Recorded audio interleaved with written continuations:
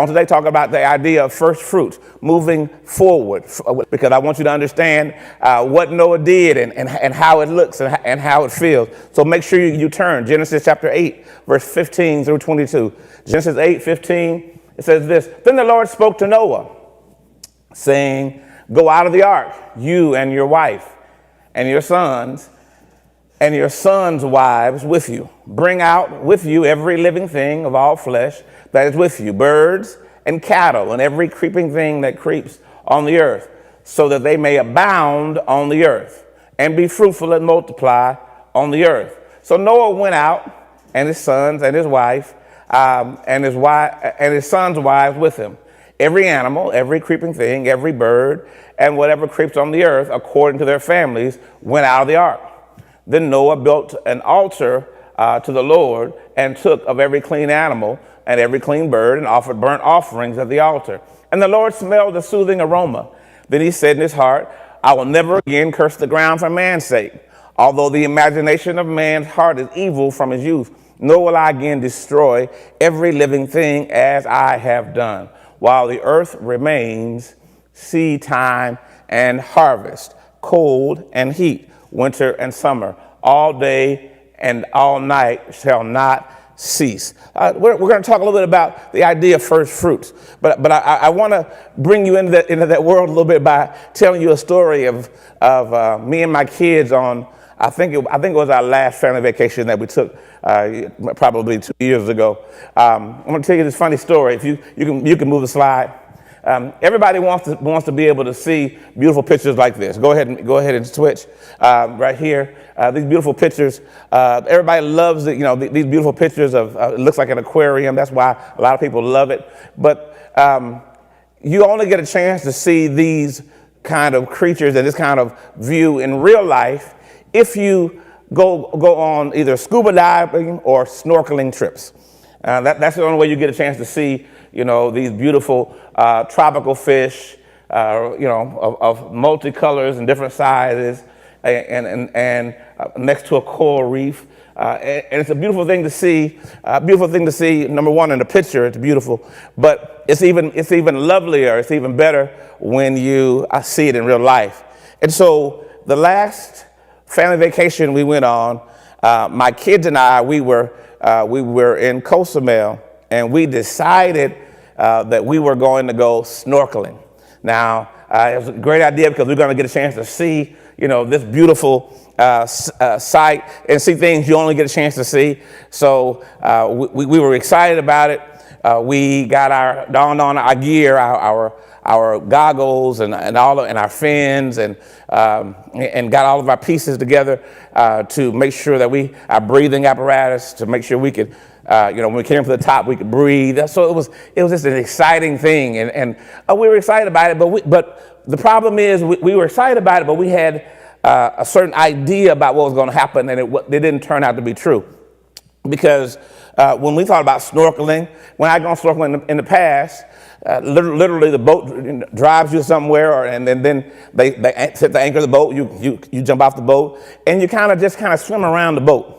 And you look at all the little pretty little fish, and then you just and then sometimes it's even shallow enough at certain points where you can swim to a certain spot, and maybe you can stand on a sand dune or what have you. So I had this idea that when I took my kids, it was going to be a really nice little thing, and we're going to jump on a boat, and we're going to go out to this nice little spot, and it was going to be a nice little calm spot. But it didn't happen this way. So this particular snorkeling expedition, once we donned all of our equipment, we walked, down the beach, around this long bend to this pier. And you came to the edge of this pier, and the instructor told you that you got to jump in from here, and the water right there is about 25 feet deep. So we're like, no problem. We'll jump in and come to the pier. And I was thinking that I guess we're going to just swim around the pier. That's what we're going to do. We're just going to hang out around the pier, and we'll get a chance to see. So me being dad, I'm like, I'll jump in first. So I jumped in first. So I'm in the water. And then my kids jump in, and all the instructors jump in, and we're all there, and all the other tourists. And you're swimming around the pier, and you're looking around, and you're saying, oh, man, this is nice. And so you actually saw things like this, all these beautiful multicolored fish. And so we're swimming around the pier, and it's great. And then the instructor bids us all to come up to the top, and so we're there, and he says, now we're going to swim around the reef. And I said, oh, and he said, now you can't, he said, the reef is beautiful, but you cannot touch the reef because it looks attractive, but it is called a stinging reef, which means that if you touch it, it's going to start stinging and burning your skin. And he says, so even though you may be tempted to touch it, don't touch it because it's going to sting and burn your skin. He says, so now what we're going to do is we're going to swim. We're at the pier. So I want you to understand, we had walked down the beach around this long bend, and now we're at this pier. And what he tells us is in order to get out of the water, you can't just go back up and climb up on the pier. You're going to have to swim through away from the pier, and then you got to swim around the reef. Now, I want you to understand, the reef, it wasn't this little juncture of wood that would stick out 10 or 20 feet. You know, this was a part of the land, which means literally, you know, you're talking about swimming around something like our church building. You know, and then once you swim around our church building, and so if you can imagine this hunk of land that's about 10,000 square feet that was jutted out into the sea. So now you got to swim around 10,000 square feet. And then once you swim around 10,000 square feet, he says, then you'll see the beach on your far left. He says, and then we'll swim toward and to the beach. And then we'll just get out of the beach. And I was thinking, like, wait a minute. Now we're all the way over here by the pier. Now, you know, this is fun because you can swim in little circles, and then when you get tired, you can hold on to the pier and look and laugh and hee hee ha ha. But once we get out there, swim or die. You got to make it. And so and I'm like, it must not be that bad. Now you remember though that swimming is a major exercise because it uses so many different muscle groups, and you have to be in shape to swim for a long distance. Now, once again, swimming around a little pier and holding on to the side, that's hee hee ha ha stuff. And so I didn't realize how much I missed the land until we started swimming.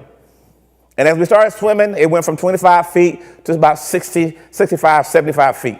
So when you look down, you saw this beautiful picture. But the problem is there was nothing to hold on to when you got tired. There was nowhere to put your feet when you got tired, so you had to keep swimming. But I began to get tired because we hadn't done that kind of swimming. And you're not talking about a swimming pool, you're talking about out in the Gulf of Mexico, so there's currents and waves and stuff. So I'm swimming, and I'm trying to and the reef seems like it's getting longer and longer. And so after a certain point, I began to get tired. And just out of habit, I was like, I gotta go put my hand on something just to be able to catch my breath. So I started swimming toward the reef because I'm like, I need to just be able to catch my breath for a minute. And the instructor, he swims up to me real fast and says, no, you can't touch the reef. You say, we have to keep swimming. It'll sting you. So now I didn't realize how much I appreciated land. I didn't realize how much I loved the fact and I valued the fact that I could put my foot down on something when I got tired. Because here I am in 60 to 75 feet of water, beautiful, crystal clear water, beautiful reef on one side of me, the ocean on the other side of me, beautiful fish below me. The problem is I'm tired. And so I keep swimming. And then I start thinking to myself, wait a minute, my kids are out here and they're following me. So I either have to think about something. Am I going to be the dad that drowns on the snorkeling trip? And so I was like, I can't be the dad that drowns. That's going to be a bad memory for them. And then if you can imagine them going back on the beach and Felicia saying, where's daddy? And they said, well, he couldn't make it. He just gave up. But I want you to understand, I was so tired. But I was like, I have to do one or two things. I have to swim or drown. I don't have any other recourse. There's no ropes. There's no boat. I'm just literally around the reef in 50, 60 feet of water. I'm sitting there. My kids are following me. And I'm thinking, I just got to go for it. And so I literally I put my head down and I just began to swim as hard and as fast as I can. I was so tired. And I was thinking, all I want is land. If I just want to be able to put my feet down on something. And I can remember turning the corner of that reef. I'm swimming, and my heart is beating fast, and my legs are starting to cramp. But I'm thinking, I don't want to drown. And I'm thinking, I miss land so much. See, you don't value something until you miss it. You don't really understand the value of something until you don't have access to it. And I didn't have access to land. And so my whole thought and all of my energy became to be focused about getting to land. And Richard, I swam around the reef and breathed hard. And then I saw the beach. And I began to swim toward the beach. And I was in front of the instructor. Not because I was a good swimmer, not because I had perfect form. I was trying to survive.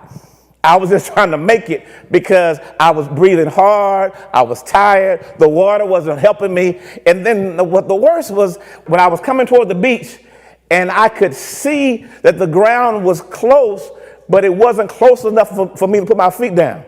So I had to keep swimming until the ground was enough for me to put my feet down. I was swimming so hard, and I was breathing so hard. And finally, I can remember the joy. Oh, listen, I smile about it right now because I can remember the moment when my fin, I felt the dirt, I felt the sand. And I can remember when I felt it on my feet. And I can remember when I had to tiptoe to walk in. And then finally, when I began to walk, and the waves were hitting me, and I came out of the water, and I was sitting there, and Felicia said, "Did you enjoy your snorkeling trip?" And I was like, hell no. I said, I almost drowned out there because I found myself out there without something that I valued, which was land. And I found myself stressing. And I found myself trying, but I knew that I either had to make it, or I had to swim to make it, or I had to drown. I'm saying to you that pretty pictures are great, but you know what you don't think about? That the land or the ground is way down there. And the problem is there's no air down there. So Noah being a man of God, when we look at our text, Noah being a man of God who loved God, didn't understand how much he valued certain things. If you think about it, even when he was preaching, it's going to rain, and he was building the ark, there was probably something in him that was like, you need to listen to me, and pointing his fingers and looking at people who were making fun of him, looking at families who were meddling him and meddling his kids, and he was like, God's going to get you. And that was cool until probably about month 3. Then he began to miss those people. He began to miss the laughter and miss the people, and he began to miss land and miss the idea of being able to be free. Can you imagine being confined? Remember, we said it last week. He was confined for almost over a year and 10 days. When we look at the biblical count, literally. So for a year and 10 days, he's on this boat, floating, feeling confined. Can you imagine how much he just missed just the opportunity to walk on land? I mean, listen, I struggled with a coral reef just swimming around it. But can you imagine not being on land for over a year? And he missed it so much. I can imagine he was like, man, I can't wait to get off this boat. Have you ever been on a cruise? And most of us like cruises, and you love cruises. It depends upon your personality. But there reaches a point in the cruise where you say, okay, all right, enough is enough. I'm ready. I'm ready to get off. I'm having a great time. I'm relaxed. We're going to the pool. I'm getting my massages. I'm hanging out. I'm sleeping. I'm eating. But now, you know what? I can only go to see the show so many times. I can only play so many rounds of bingo. I can only get so many massages. And I'm ready now to get off. That's why they do ports, because they know that at some point you get ready to get off. Think about it. Noah couldn't get off a year and 10 days. That's got to be tough. And so my thought is, if I was stuck on a boat for a year and 10 days, what's the very first thing that I would do when I got off? Because I remember the very first thing that I did when I got out of the water, I went and found me a chair. And I sat in that chair, and I laid back, and I fell asleep. I was so happy to be confined and comforted by that security and everything else. I liked the fact that I felt weight. I didn't want to float no more. I just wanted to sit back. And I can imagine Noah, after a year and 10 months, was like, God, let me off. Let me out. And I imagine some of you guys have been, let me out. I just need to get out. I just want to just get out of the house. There were accidents everywhere, and most of them were with those muscle cars. Why? Because somebody was driving because they needed to just get out this morning. they didn't want to be confined, so they got out, and they ended up getting in trouble. They ended up having an accident. I want to understand that sometimes when you're confined for a long time, you just want to get out. And Noah just wanted to get out. He wanted to get out. So now the question is this. Go to my next slide. The question is this. Now, when Noah gets out, the first thing, he doesn't do like what we do. One of the things that we do, what I would do is I'd probably sit down for a while. I'd probably build a shelter. I'd probably just love the land. Just be happy to get my legs off under me. I'd be happy to get off the ship. I would go sit down in some grass that I ain't sat in for a long time. What does Noah do? Noah stops. He builds an altar immediately, and he gives a sacrifice. So the question that I have, was this offering or this gift, was this a first fruits offering? Because when we talk about first fruits, it's an offering. It's the first crop that the soil yielded each growing season. So each season, when we talk about a first fruits offering, it's the first crop. It's the first thing. Now, you can imagine, once again, Noah's been on the ship for this long. So you say, Dr. Moody, he didn't have, there was no crop. So clearly it couldn't have been the first fruit. Well, it didn't say he gave an offering of every piece of wheat or everything else. So we know that it wasn't an agricultural thing, but the first fruit also dealt with livestock. And remember, they've been on the boat for a year and 10 days, which means the animals have had a chance to go into their reproductive cycle. The females have had a chance to go into heat, and they've had a chance to literally, the males have had a chance to impregnate them because they've been in a confined space and everything else. And so you can imagine that on this ark, there may have been some birth of the animals or some birth, some new offspring that came.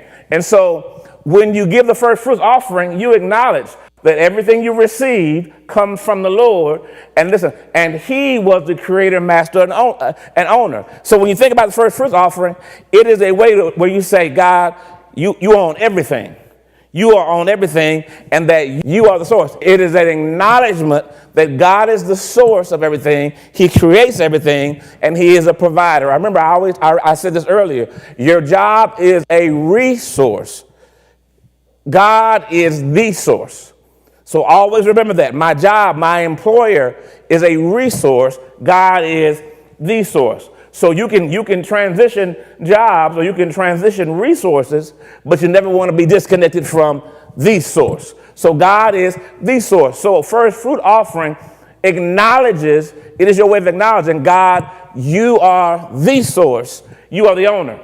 And then the first fruit would also guarantee future productivity, because whatever I did with the first would tell me what would happen to the last. So if the first was blessed, the last was blessed. These are the principles behind the first fruits. So when we talk about a first fruits offering, we talk about at the beginning of every year that you yield up this offering of your first harvest, your first level of income, your first ingrowth, your first reception of income. And that first fruit, what you do is you sow that into God. Well, Dr. Moody, is that why? Did it include everything? Yes. Look, it included agriculture and livestock, Exodus 13:2. I'm going to teach you today, so I want you to write these down, because when we talk about first fruits, I'd like you to be informed. I'd like you to be able to write it down and study it yourself, and you'll see, man, it's there. It makes sense. So the first fruits was not just agriculture, but it was also livestock, Exodus 13:2. Then the Lord spoke to Moses, saying this: consecrate or set aside to me all the firstborn. Who are the firstborn? The first fruit. That's the first thing that comes. It says, whatever opens the womb. What's the first thing that comes out the womb? He said, among the children of Israel, both man and beast is mine. So literally, when we talk about first fruits, we talk about giving back to God the first thing that comes out. I'll say it again. The first thing that comes out. Some of y'all said, man, if I had known that, I would have given my child away to God a long time ago. But you kept him now, so you can't give him back now. It's Exodus 13:2 says it is both agriculture and livestock. And then what happens when I give my first fruits? What happens when I bring my first fruits to God? It says the increase was always connected to first fruits. Proverbs 3:9. Honor the Lord with your possessions. So somebody says, I do that. I bring my tithe. I do that, Dr. Moody. I bring an offering. That's what I do. It says this. It doesn't say or. It doesn't say if your possessions, or it doesn't just say your possessions, which are the first fruits. It says with your possessions and capitalize with the first fruits of your increase, which means that the first fruits is not the tithe. The first fruit is not just your general offering. It says with your possessions. That means things you already have, but now the first thing that comes out, you give God back that. Honor him. That word, the honor, literally means to make him heavy, to make him important. So that when I bring my first fruits, what I say to God is, you're heavy.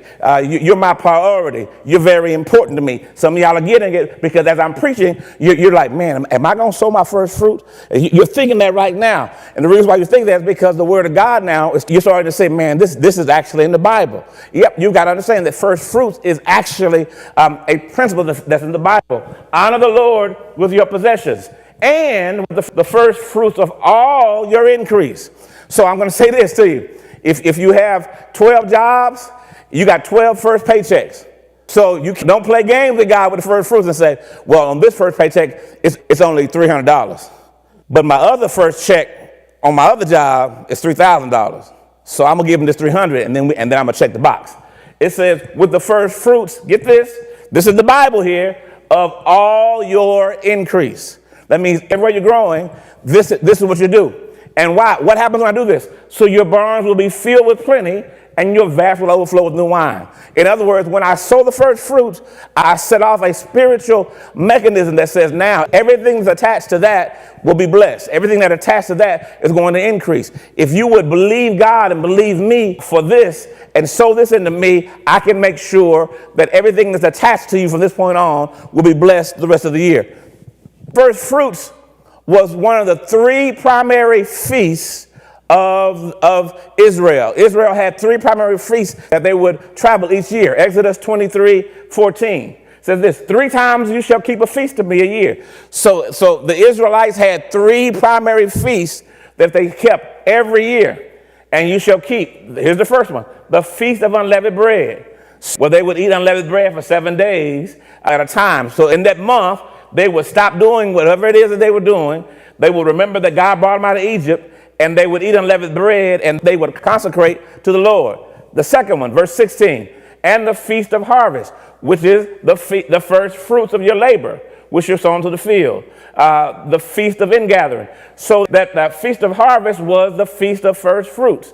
This was the second feast. And then the Feast of Ingathering at the end of the year. So 3 times a year they would pilgrim. 3 times a year they would consecrate. They would have a convocation. They would have a gathering. The Feast of Unleavened Bread, the Feast of First Fruits, and the Feast of Ingathering.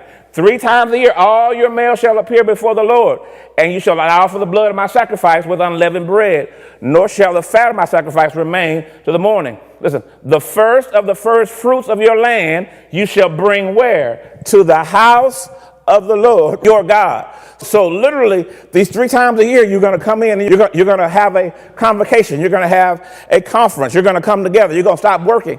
But then you should always come bringing something. But in the Feast of First Fruits, you bring in the first of your harvest. It says this, the first of the first fruits of your land. So that means all of your agriculture, you bring where? To the house of the Lord. You don't just set aside, pray over, and then eat it.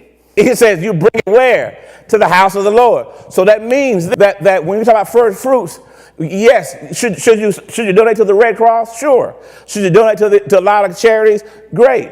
Should you donate to the homeless and the Pet Society and all these kind of things? Of course you should. But that's not your first fruits. Don't give them your first fruits. Where does your first fruit go? Your first fruit there, to the house of the Lord. When we come to the first fruits, it was not just a suggestion. But when you came to a new land or a new season, what would you do? You would always sow first fruits. Leviticus 23:9. Now get this. And I put some things in red because I want to emphasize them. And the Lord spoke to Moses saying, speak to the children of Israel. So man of God, Dr. Moody, tell the people of God, everybody who's streaming. Moses, tell Israel. Tell them what? When you come into the land which I give you, that means when you come into a new season, when you come into a blessing, And listen, and reap his harvest. That means when you got that new job, when you moved to that city and got that bonus, everything else, then you shall bring a sheaf of the first fruits of your harvest to the priest. The very first thing you do when you come to that new land is you make sure that that first fruit goes to the house. That first fruit goes to the house. It doesn't go to your house. It goes to God's house. Then it says this. He shall wave the sheaf before the Lord to be accepted on behalf. Literally, when they would bring that sheaf of wheat, they would bring it before the priest, and it was called a wave offering because they would wave it because there was something that they let everybody know. Everybody understood this represents part of that first fruit, this sheaf or this stack of wheat. And I'm bringing it in, and it says this. Now get this. Now, Richard, look at this. It says this, verse 11. He shall wave the sheaf before the Lord to be accepted on your behalf. When? On the day after the Sabbath. I want you to put a pin right there because, number one, when you come into a new land, put a pin right there. And then put a pin right here. When do I bring it? The day after the Sabbath, right? Put a pin right there. And then you shall offer it on that day. Which day? The day after the Sabbath. When you wave the sheaf, a male lamb of the first year without blemish as a what? Burnt offering. So, when I come into a new land, pin. When do I give it? On the day after the Sabbath, pin. And what is it going to represent? A burnt offering, pin, right? And its grain offering shall be 2/10 of an ephah, fine flour mixed with oil, an offering made with flour for the Lord for a sweet aroma, another pin. Boom. Now, so when we talk about first fruits, we talk about something that's given when you come into a new land. We talk about something that is given on the day after the Sabbath. We talk about a burnt offering. And we talk about this offering being a sweet aroma. These are principles when you look at the first fruit. And it says this, and Dr. Moody, now, God told Moses to do this in Leviticus. That was Old Testament. So isn't the first fruit over? Because Jesus died on the cross, so we don't have to do none of that stuff no more. And this shall be, verse 13, and you shall eat neither bread nor parched grain, nor fresh grain, until that same day you brought offering. So he said, don't you eat nothing until you make sure that you prioritize the house of God. Then it says this, and it shall be, listen, a statute where? Forever throughout your generations. So there is no cancellation of this. There is no, that was, because we like to say that, well, that was Old Testament, or that was, we live in the season of grace now, so we don't have to do that. This says very clearly that this shall be a statute how long? Forever. So when do I stop it? When do I never? So I'm going to always do it. It's a sweet aroma. It's a burnt offering. It's given the day after Sabbath. And when I enter new land, boy, I'm laying some stuff out for you. Let's go a little further. So now when we talk about this idea of first fruits, remember Exodus 22 and 29. You're going to sow it as soon as possible. What do you mean? You shall not delay to offer the first of your ripe produce and your juices. The firstborns of your sons you shall give to me. Likewise, you shall do with your oxen and your sheep. So, with your produce, with your kids, and with your sheep. I know somebody's going to ask me this question today. I can already feel it. How am I supposed to give the first fruit to my child? I know somebody's going to ask that question. That means I got to bring all my children into the church, and the church adopt them. I know that's the question.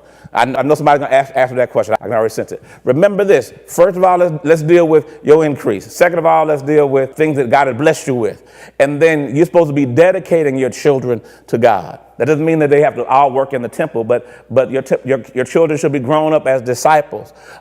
Just like Hannah brought Samuel in, and Samuel learned how to work in ministry. You need to be bringing your children in and teach them how to work in ministry and teach them how to be worshipers. That's the equation of dedicating them. Instead of dedicating them to the science club and to ballet and to the Boy Scouts and everything else, that you make sure that first of all they are worshipers, and that's their primary drive. And then after they are established as worshipers, they can do all these other things. That's how you bring that first child in there. I want to answer that because I know somebody's going to ask me that question. So now, but notice this. It says this: don't delay. How soon should I get it? Don't delay. Can I pay my first fruits over time? Can I pay it from January through July so it doesn't affect me as much? Don't delay. As soon as you get it, right? It says offer what? The first of your ripe produce and your juices. So I'm bringing my agriculture. I'm bringing the juices, which means I'm bringing the stuff that I squeeze out of my agriculture. And then it says I'm bringing the firstborn of my sons. So now it deals with people. And then now, likewise, do it with oxen and sheep. So all of my livestock, everything I sow first fruits. I'm always sowing first fruit. The first of everything goes back to God. That's the principle. The first of everything, it totally belongs to you. Dr. Moody, isn't this the tithe? Aren't you preaching the tithe? That's that first tenth part. But there's a difference between the first fruit and the tithe. I told you, it said, with your possessions in Proverbs chapter 3. And it says, and the first fruits. Go to my, then God's sensitive about this. In Jeremiah 2, notice, this is, and Jeremiah speaking to those who are literally in exile. And God is talking, and he's talking to them in exile, and he's saying this: Israel was the holiness to the Lord. He said Israel was God's offspring, it was God's son. But get this, the first fruits of his increase. So how important is first fruits? God says Israel was like the first fruits to me. He says that when you want to know how important Israel was, the best way I can explain to you how important Israel was to say it was like the first fruits. So you got to understand how important this was to the believer of the Old Testament. They were like, man, they understood it. First fruits was not an anomaly. It was not something that one or two people did. Literally, when it comes to first fruits, the Israelite family or the Jewish family understood, because the father, the patriarch, before the fruit and before the harvest would come in, would literally, get this, Richard, he would mark out grounds and mark off trees, the best trees and the best areas, and say, this right here is the first fruit. And before the harvest even came in, they would mark it off saying, this is going to be the best. I can tell this goes to God first. And literally, as it came in, the father would then take the first fruits, and they would give the animals as burnt offerings, but they would take the agriculture and place it in baskets and put it at the doors of the tabernacle for the priests. That was the first fruits. That's what it was used for. And nobody in Israel misunderstood that. So when they say, well, how do we know that God loves us, Prophet Jeremiah? How do we know that God cares for us? Prophet Jeremiah says, oh, you want to know how much God loves for you? He says, Israel was like the first fruits to God. Everybody went, oh, I get that. The first fruits? Yes. You want to know how much God loves you and how sensitive God was about you? You were like the first fruits. Now we understand the seriousness of it. He says, the first fruits of his increase. And listen, and all that devour him will offend. Disaster will come upon them. So God said, if you mess with my first fruit, just like you mess with Israel, I'm going to get you. This is how God feels about it. Now, even when the people fell off, when they began to fall back in love with God and they had great spiritual reform, look and see what's the very first thing they put back in place. 2 Chronicles, go there. 2 Chronicles. They had fallen away from God. They began to worship other gods. Is this some good stuff? Because I want you to understand this, because you need to be able to argue this. When they had fallen away from God, because somebody will say, Dr. Moody, I fell away from God, so I don't have to do first fruits because I just need to get my life right. I haven't done all that I need to do, so let me just work on that this year. Talk to me in 2025 about first fruits. It says this, 2 Chronicles chapter 31, verse 1. It says, and when all this had finished, all Israel who were present went out to the cities of Judea. In other words, what literally they had done, there had been a great religious reform, and they had discovered they had fallen away from God. And when they fell away from God, the king Hezekiah came back and he said, we're going to get these things right. So they destroyed all the altars of all the Baal worshipers. They destroyed all of this stuff and brought the whole country back under God's. So listen. They broke the sacred pillars in pieces. They cut down the wooden images. They did all this stuff. They threw down the high places. So now, literally, they destroyed them all. In other words, they went back and they said, we got to get our life right. That's what you're saying. You got to get our life right. Then the children of Israel returned to their own cities, every man to his possession. So after they got their lives right, they said, we got to get this straight. They tore down all the altars. Everybody went back home. Hezekiah said, now we're going to put a structure in place. We're going to appoint division of the priests and Levites according to the division. So literally, he said, we're going to put a structure back in place. We're going to put priests where they need to be, and priests at the gate and everything else. Verse 3, and the king also appointed a portion of his possessions to the burnt offering. So the king said, now I'm going to sow a seed for the morning and the evening, the burnt offerings of the Sabbath and the new moons and the set feasts, as it is written by the law. So he said, I'm setting aside money so that I could sow every offering we have and even the feast. But get this, verse 4. Moreover, he commanded the people who dwelt in Jerusalem to contribute support for the priests and the Levites, that they may devote themselves to the law of the Lord. So he says, since we're getting reform right, I've got everybody back in place. The first thing we got to do is we got to make sure that the priests and Levites have the means to set up the religious structure. We got all the things set up. We want to make sure they do this. How do we do that? Verse 5. As soon as the commandment was circulated, listen, the children of Israel, the people who had fallen away from God, the children of Israel, the people who had left the things of God, brought in abundance what? The first fruits of the grain and the wine and the honey and all the produce of the field. They brought it in abundantly. Listen, they brought in abundantly the tithe of everything. So literally the first thing they do, what's the very first thing they do once they get their life right? They bring in what? The first fruit. And then they say, now we can begin tithing. And it says, and then it says this, and the children, verse 6, and the children of Israel and Judah, who dwelt in the cities of Judah, brought the tithe, the oxen and the sheep, also the tithe of the holy things, which were consecrated to the Lord. So when people got their lives right and they got right, the very first thing the king said was bring the first fruits and then start tithing. Bring the first fruits and then start tithing. Dr. Moody, what if I tithe? Bring the first fruits and then start tithing. Dr. Moody, what if I want to just tithe and is God going to be all right with that? Bring the first fruits and then begin to tithe. Go ahead. Next slide. So now, Dr. Moody, I get it, but I still argue that the Old Testament, I'm a dispensationalist, and I believe that we're in the dispensation of grace, and the Old Testament was the dispensation of the law, and we're no longer under the law. So first fruits is null and void. Aha! I want to teach you for a minute. Let's look at this. So that means that if it was null and void, Paul would not use it to talk about anything in the New Testament. If it was null and void, they would not use a null and void concept in the New Testament to defend or talk about something. But notice here, in Romans chapter 16, verse 3 through 5, Paul is writing to the church of Rome, and he says this, greet Priscilla and Aquila, my fellow workers in Christ Jesus. So now he says, I got the people that work with me in ministry, who risk their own necks for my life, to whom I will not only give thanks, but also to the churches of Gentiles. So these two people risk their own life for ministry. But then verse 3 says this, likewise, greet the church that is in their house. They started a church in their house. Greet my beloved Epaphroditus, who is, get this, the first fruits of Acacia to Christ. Paul uses the concept of the first fruits because he knew that everybody understood that concept. That first fruit represented that first soul that was saved in that region. So Epaphroditus was the first soul that was saved in this region. And Paul used the first fruits concept because he knew that concept was not nullified in the New Testament. In the Roman church, he says, this man's the first fruits of this region.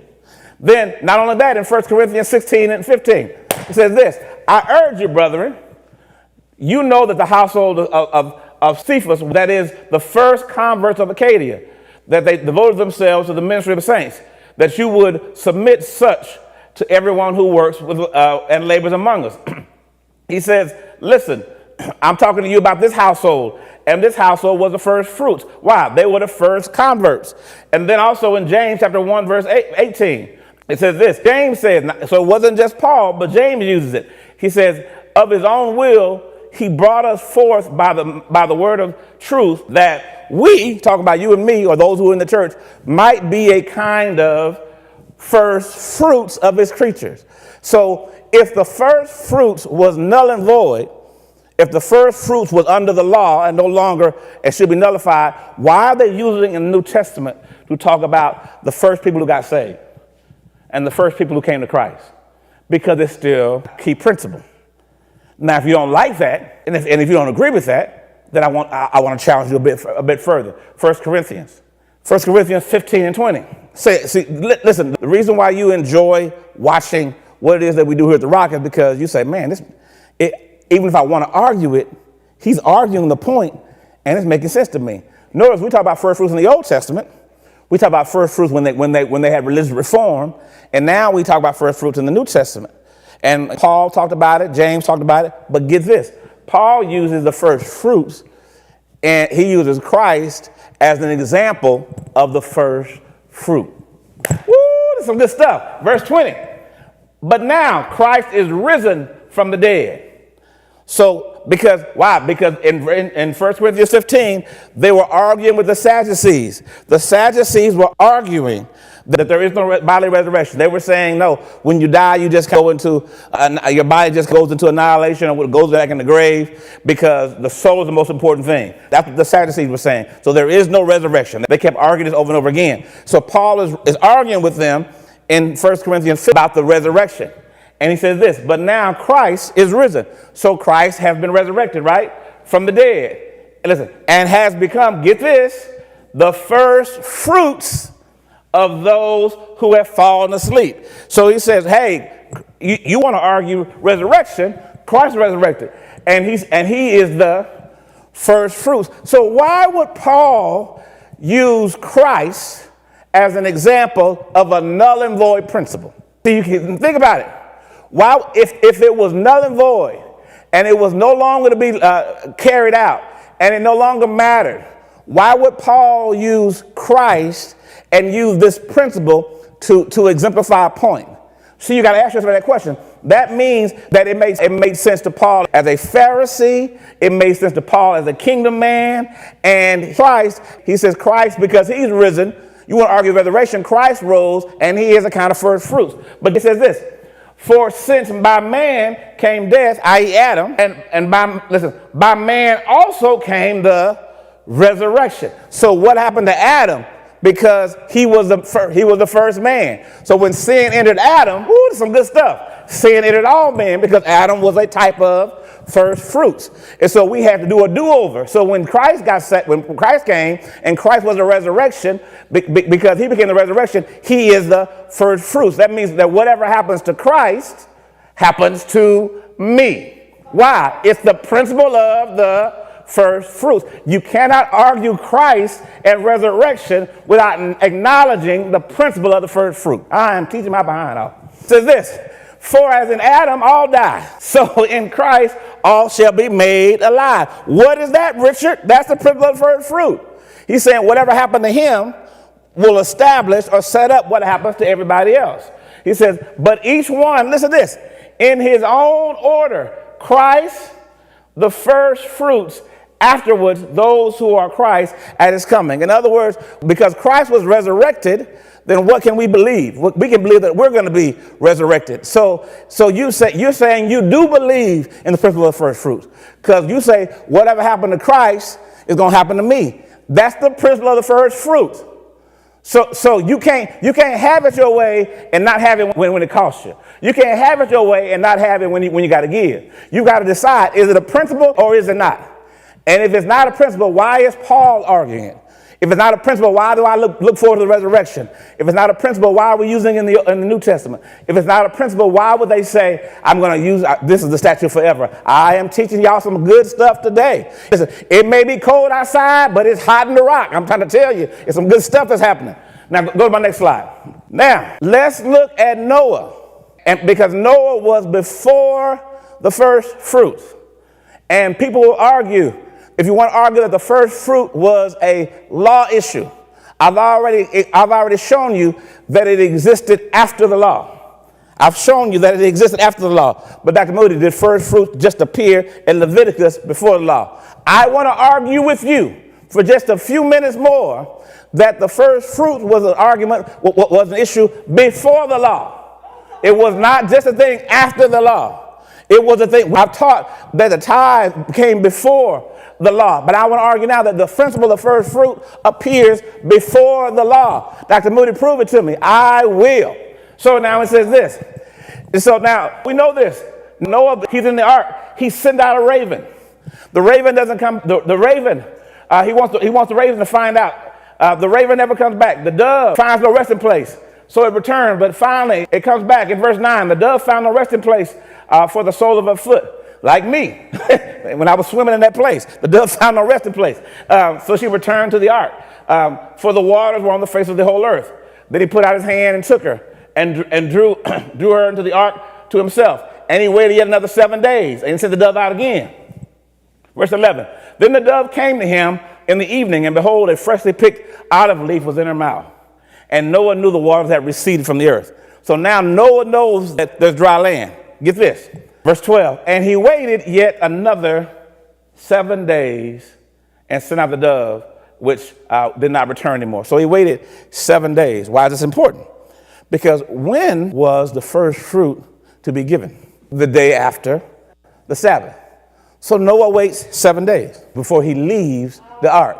And then God tells him after 7 days, God tells him after 7 days, Reggie, now you can leave. So he leaves the ark after the Sabbath. And on the day after the Sabbath, what's the very first thing that he does? He gives a burnt offering, or he gives an offering of the first fruit. When was the first fruit supposed to be given? Go to my next slide. I'm going to show you. When was the first fruit sown? Number one, it's sown as soon as you enter into a new season. You want to know, when do I sow the first fruit? As soon as I enter into a new season. What's the principle there? Did Noah do that, Dr. Moody? Yes, Genesis 8:21. Noah comes off the ark. Everything is dead. Everything is gone. This is a new season. What's the first thing Noah does? He builds an altar. And then he took of every clean animal and clean bird offerings. So he sold it as soon as he entered into the new season. What does he do? He sows his first fruit. He doesn't stop. He doesn't go build a house. He doesn't set up things for himself. As soon as he enters into a new season, what do we do with the first fruits? As soon as we enter a new season, what do? We sow it. At the beginning of every year, what do I do? Oh, why? It's a new season. We see this principle being set up before the law. Now, it says this, and then he sowed it the day after the Sabbath. Because why? In Leviticus 23 and 11, it says we sow it the day after Sabbath. Noah waits how many days? 7 days. What's the seventh day? The seventh day is the Sabbath. And then after the seventh day, God tells him to leave the ark. He leaves the ark the day after the Sabbath. And what does he do? He now gives a burnt offering or a first fruit offering of every clean animal. Not just, see, you got to get this in your mind. Get it out of your head that he just gave a dove. Get it out of your head that he just gave, listen, of the firstborn of every animal he brings and he gives on the day after the Sabbath as soon as he walks into his land. I am teaching my behind off, and you should be clapping your hand because you're saying, doggone it, it is the first fruit is before the law. It's after the law and it's before the law. Then it says this, when I give a first fruit, Dr. Moody, what does it do? It sends a signal to God. The Lord smelled what? A soothing aroma. You guys remember in Leviticus, what did I say? I told you to put a pin in it. A soothing aroma. So we see all the principles of first fruit. We see Noah walking it out before the law. And God smells a soothing aroma, which means he sent the signal saying this, God, I trust you completely. God, I know that you are the owner of everything. I know you are the creator of everything. I know that you are the keeper of everything. And so when I sow this first fruit, and I give it as a burnt offering, when you smell that aroma, that's a sign that I'm saying, God, you know what? I believe in you still. Listen, I might have had a rough year, but I believe in you still. I might have a rough season, but I believe in you still. It might not have gone the way I wanted it to go, but listen, I believe in you still. And the first thing I want to do when I get into a new year is I want to show God, I still believe in you. I don't care who COVID took out of my family. I still believe in you. I don't care what I'm dealing with as far as disease or stress. I still believe in you, God. Why? Because it is not the government that's my provider. It is not my job that's my provider. You are my provider, and I believe in you. So I'm going to sow a seed, a first fruit, and that first fruit is going to let you know, God, I still believe in you. Then it says this. Then the first fruit sets up the standard for the next season. So God smelled the aroma, and then it says, and the Lord said in his heart, he says, man, after all you've been through, we still love me like that. And God says, yes, I love me like that. He says, you never again destroy the earth like that. Even though I know you ain't together. That's why he says, I know the imaginations of your heart still jacked up. He says, but because you sent a signal to me about, I'm going to let you know, here's how the new season is going to go. He says, while the earth remains, seed time, harvest, cold, heat, winter, and summer, all day and all night shall not cease. So he says, so when we sow a first fruit, we let God know I believe in you. And then God sends a signal back saying, okay, you believe in me? He says, let me tell you how this season's going to work.